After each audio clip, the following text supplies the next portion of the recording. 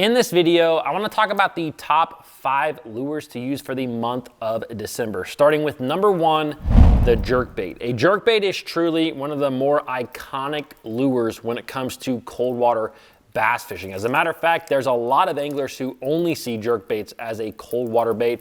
And the fact is that a jerkbait is a great year-round bait. I use these things a lot during the middle of summer, but in the middle of winter in December, when you're dealing with a lot colder water, I mean water temps in the 50s and the 40s, even in the high 30s, you have to fish these baits a lot differently than you would during the summer and in warmer weather. Now, during the summer, usually when I'm fishing this bait, I am working it pretty fast, pretty aggressively.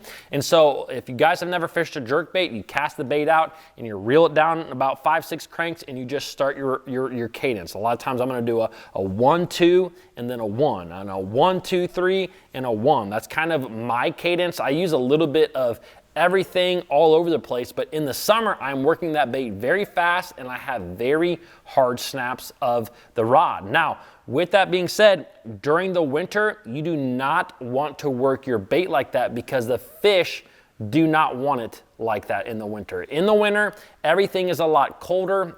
You know, a lot of things that are in the water are cold-blooded, so they are all moving a little bit slower. Their metabolism has slowed down. So if you fish a bait super fast and super aggressive, it just does not look natural to a bass, and therefore they are just gonna be shy on the bait. They're gonna be put off from the bait. So when I am using this bait, and you will hear this a lot with a lot of different anglers, it's all about the pauses. Now, I am not personally an angler who can sit there and pause a jerkbait for, 15 seconds, 20 seconds in between my twitches.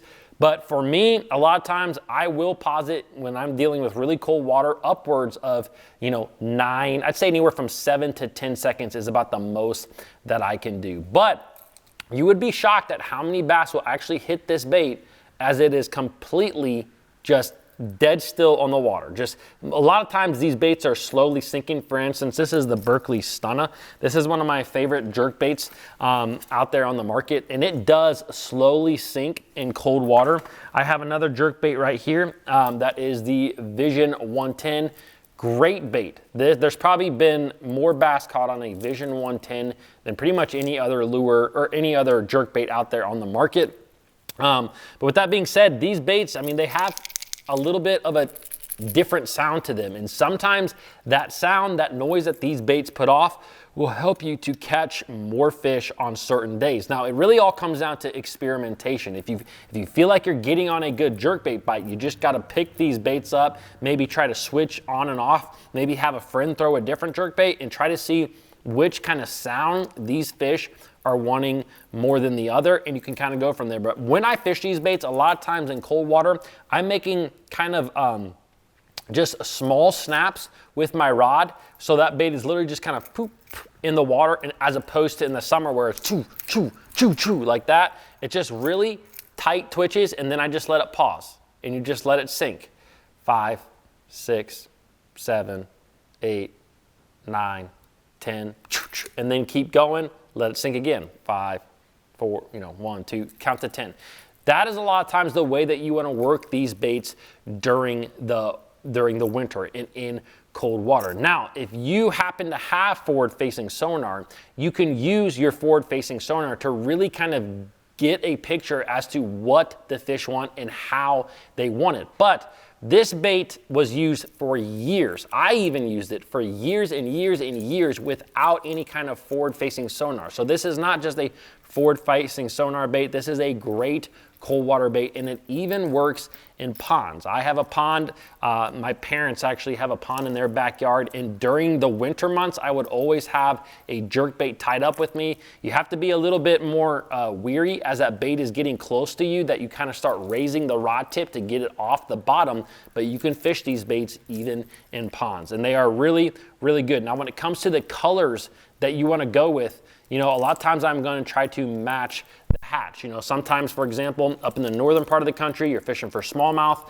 A lot of northern smallmouth love to eat perch. You can see that these are kind of perch color. This color actually also works really well if bass that you are kind of fishing for like bluegill. I don't know what it is. It kind of has the shades of some bluegill, and so these type of colors work really well for bluegill. A lot of times it's going to be some sort of shad type color, whether that is a translucent type color like that you can see through in your really clear water and on sunny days, or maybe a more opaque color, one that you can't quite see through, maybe in a little bit off color water or on darker days. But really, I just try to match the hatch. Whatever the bass are eating, if it's shad, I'm gonna throw shad bait. If it's perch, I'm gonna throw perch bait. I've tried to make things really simple. Now, before we get to lure number 2, this video is brought to you by Fin Fishing, my apparel business. Right now, for the month of December, everything at Fin Fishing is up to 30% off, with the majority of the items being 20% off. So whether that is a USA made sun shirt, a bass hat, the bass gloves, the all new duck shorts, a lot of things are heavily discounted right now at Fin Fishing. Also, I am doing a contest for anybody that orders in the month of December. You are going to be put into a drawing to win one of 4 different prizes. Now, 2 of those prizes are one-of-a-kind bass hats. These are ones that I've literally only made one of. I'm only going to make one of. And so one of you who purchases just something in the month of December is also going to receive a hat. Now, another person is going to receive a brand new ARC Tharp series rod. This is a grinder rod, and it is the best crankbait rod that I have ever fished. And also the grand prize winner, one of you lucky winners who orders in the month of December, is going to receive a brand new ARC Gravity 7 reel. So I'm gonna leave some links down below in the description. Shopping at Fin Fishing is truly the best way to help support the Bass Fishing HQ channel. I greatly appreciate all of you who have done so. Now, let's move on to the next bait, which is an absolute must during the winter months, and that is some sort of straight-tailed worm style bait. Now, for example, I have a Ned rig here, but this also includes shaky head worms. A shaky head with a straight tail worm, maybe a 4, 5, 6 inch worm on the back of it. Those 2 baits I use in a lot of the exact same situations in the month of December. And the big thing, again, about straight-tailed worms like this, Ned rig shaky heads, is that it's kind of like what I was just talking about. These worms don't put off a lot of action in the water. They just look like a little crawdad down there on the bottom, a little French fry for a bass that if they are very lethargic and not moving a whole lot, it's just an easy meal for them. And the other thing about fish in cold water, and you can see this with the actual fish that you catch, is a lot of times they are going to have their belly literally on the bottom. Like I have caught bass before where you bring them out of the water and you can push the mud off of their belly. So that just goes to show you that these fish, a lot of times in the coldest water that you're going to deal with throughout the year, which is happening a lot in December, are literally laying on the bottom. And so a Ned rig, a shaky head are a great option in those areas. Now, typically, if I am fishing kind of around harder bottom, maybe shell bottom, maybe rockier bottom, I'm gonna go with kind of that Ned rig option, no matter if they're smallmouth bass or largemouth bass or spotted bass in the area. If I'm fishing around a little bit more cover, maybe it's brush piles, for example, or just maybe there's some random stumps, even a little bit of grass, I like to go with the shaky head. The shaky head tends to come through that cover just a little bit better as opposed to an open hooked Ned rig. Now, there are certain Ned rig jig heads that have kind of like an EWG style hook in them. I am not necessarily a fan. I know people that fish those and have great success with them. I just don't really like them that much. I would rather just fish a shaky head in that situation. I don't see those baits really kind of outproducing one or another on a certain day. I just personally think that I like to fish one in certain cover conditions as opposed to the other. Now, the big thing with your Ned rigs and your shaky heads when you're fishing them in the month of December is try to get away with the lightest jig head weight that you can. The lighter that weight is, 1, the less you're going to get hung on the bottom, and 2, the more natural that bait is going to look down there on the bottom. If you have a really heavy jig head it just the movement that that jig head has across the bottom, it just doesn't look that great. I mean, you can look at underwater video, but if you have a jig head that's, say, a 1/16 ounce in weight, no more than really an 1/8 ounce in a lot of situations, it really has a little bit more of a gliding action under the water, which if you look at like a crawfish underwater, when they're not kind of creeping and crawling on the water, there's a little bit of a glide to them. And that's really because they're it's really like they're weightless under the water. So the lightest jig head that you can get away with, not only are you going to get hung up less, but I really feel like it is going to help you to get a lot more bites. So that straight tail worm, like a Ned rig or a shaky head, you got to go with. Now let's go to the next lure. This is a lure that there's a lot of guys out there that probably don't have a tremendous amount of experience on, unless you've been fishing for a long time, and that is a blade bait. A blade bait to me is a very old school lure. It's such a weird lure because it's just a piece of metal with some lead on it and a couple of treble hooks. And the other thing that is weird about this bait is it is one of the few baits that I will throw in cold water that actually has a lot of action to it. When you pull this thing off the bottom, it vibrates a lot. And most of the time, pretty much a lot of these lures that I'm talking about, they don't have a lot of vibration to them. You know, being more subtle with your lures, kind of like what we've talked about, tends to help you get more bites. But a blade bait is just not one of those baits. And the other thing about a blade bait, what I found over the years after fishing this bait a lot, and I have fished some like high-end blade baits, I mean blade baits that you pay $13.99 for, and I've also fished some like homemade blade baits that you probably have less than about $1 in. Like most of the time it's the hooks that are the most expensive part.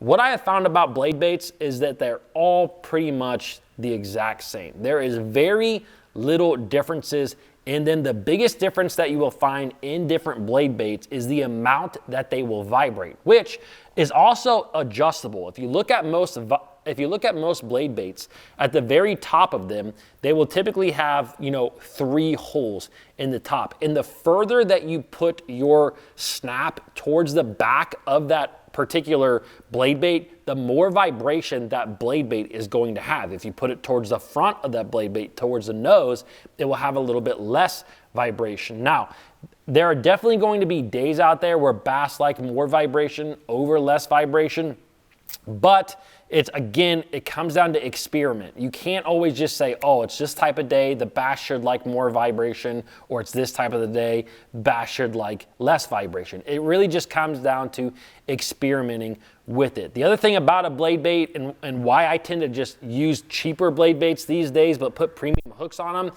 is because you will lose a lot of these baits. It's a very heavy lure that sinks to the bottom quick. If you're fishing it around even rock, but definitely around any type of wood cover, you are going to lose some of these things. So it's very important to have several on hand if you get on a good blade bait bite, because you are more than likely going to lose some, but it is a great bite. You can catch a lot of big fish. Now, the one thing that I do want to tell you when it comes to a blade bait that has really been big for me is fishing it on a spinning rod. When you pick up a lot of blade baits, you will find a lot, like the ones that I use a lot are anywhere from 3/8 of an ounce to a 1/2 ounce, which is actually a lot of weight, and they cast very well. So a lot of times you think you can get away with using it on casting equipment. For example, when I first started fishing a blade bait, I would fish it with anywhere from 12 to 15 pound fluorocarbon, straight fluorocarbon on a bait caster. But the thing about it is that the blade bait, when you are working it in really cold water, like we see in December,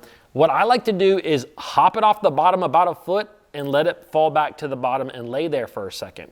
And then hop it off the bottom another foot and let it lay. Now, making a foot-long hop is actually not that long. And so this bait, when you're fishing it on heavier line, the drag from having heavier line tends to make this bait work not quite as fast. It doesn't quite vibrate as fast as if you use it with a lighter line, say 8-pound test. Now, I'm not saying that you can't throw it on bait caster, because look, I caught a lot of fish with a bait caster and 15-pound fluorocarbon, but I do think that this bait, I do truly believe you will get a few extra bites over the course of a day by fishing it on a spinning rod and allowing that bait to get a little bit more vibration. as soon as it pops off the bottom and then fall back down. Now, real quick, I gotta tell you this one thing about a blade bait, because it's the most frustrating thing about fishing these baits, is that every now and then, when you go to make a cast with the blade bait, which again, I'm using a spinning rod, 10-pound test to 8-pound fluorocarbon leader, 10-pound braid to 8-pound fluorocarbon leader, I'll make a long cast. As soon as that thing hits the water, as soon as it hits the water, click your bail over on your rod and drag it like this. And the reason that you do that as soon as it hits the water is you just want to make sure that the line did not get fouled up on your treble hooks. And as soon as it hits the water, if you bring it through the water, you're gonna feel that aggressive vibration. If you bring it through the water and you don't feel any type of resistance, a lot of times the actual line got hooked on the back of your blade bait, and now that thing is fouled up. And the reason that I say to do that at the very beginning, as soon as it hits the water, is because a lot of times when I fish a blade bait, I might be fishing it fairly deep. I mean, 25, 35, 40 foot of water. And so if you cast this bait out, let it go all the way to the bottom, and you lift it one time just to find out that this thing fouled up, it's like you wasted a tremendous amount of time. And out there on the water, the more efficient angler is always the better angler, 100% of the time. If you can get more casts in a day than the average angler, you are going to catch more fish than the average angler. So as soon as that thing hits the water, pump your rod just to make sure that it is free of the hooks, and you'll feel that vibration, and then let it fall to the bottom and start your retrieve. All right, let's go on to lure number 4, which is a great lure, and it's one that's a little bit controversial at times, but that is the Alabama rig or the umbrella rig. These baits right here, as a lot of you guys know, they have actually been banned from a lot of tournament fishing, and I think that they banned them a little bit too quick. I mean, when this thing hit the scenes, everybody was winning every single tournament on this bait, but since then, this bait has really become what I would call a normal lure, meaning that there are situations out there on the water where it works well. There's also situations out there where it does not work at all. But one of the best situations to fish an A-rig is in colder water. So you will see this a lot of times in December. I mean, if you're fishing kind of in the 40s, 50s, that is a really good water temp where an A-rig works very, very well. And one of the best things about an A-rig is that it allows you to fish without being extremely precise, I guess, if that makes sense. With some of these lures, you have to be really precise at what you are doing. In A-rig, there's a little bit more leeway there, because fish will come from a long distance to hit an A-rig. So if you don't make a perfect cast, or if you don't let that bait sink to the exact depth, or whatever it may be, it doesn't always matter with an A-rig just because of how far bass will come to hit this bait. I mean, I'm using a Mega Live a lot of times, and even if you're not using a Mega Live or some sort of forward-facing sonar, you can still understand this, that bass will come 10, 15 foot off the bottom to hit an Alabama rig at times, which is great, because that means, like I said, you don't have to make the perfect cast. Now, the one thing that I will say with an Alabama rig is that there are days out there where it seems like the bass just kind of want a steady retrieve, and there are also days out there where just adding these little bumps, what I do a lot of times with my reel is I'm just going to do a quick half turn, which kind of shoots that bait forward and then slows it down. You can also kind of pop your rod tip.